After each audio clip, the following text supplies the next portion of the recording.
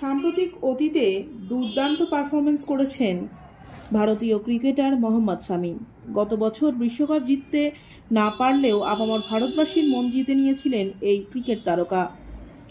তারপরেই সামনে আসে মোহাম্মদ শামি এবং প্রধানমন্ত্রী নরেন্দ্র মোদীর টিম ইন্ডিয়ার হারের পর থেকে দেশের প্রধানমন্ত্রী নরেন্দ্র মোদী তাকে বুকে জড়িয়ে ধরেছিলেন।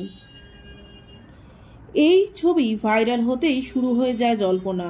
তবে কি প্রধানমন্ত্রীর হাত ধরেই রাজনীতিতে ডেবিউ করছেন টিম ইন্ডিয়ার এই তারকা পেসার? এরপর এই জল্পনা তুঙ্গে ওঠে যখন রামপুরের বিজেপি বিধায়ক আকাশ সাক্সেনার সঙ্গে শামির একটি ভিডিও সোশ্যাল মিডিয়ায় ভাইরাল হয়।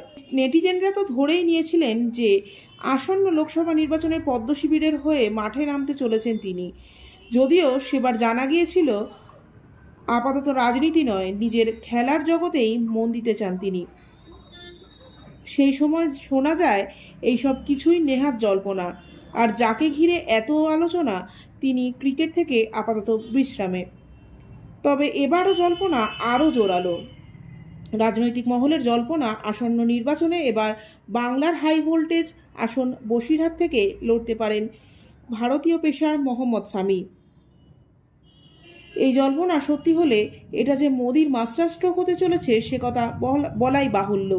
তবে এই জল্পনা কতটা সত্যি সেটা তো সময় বলবে।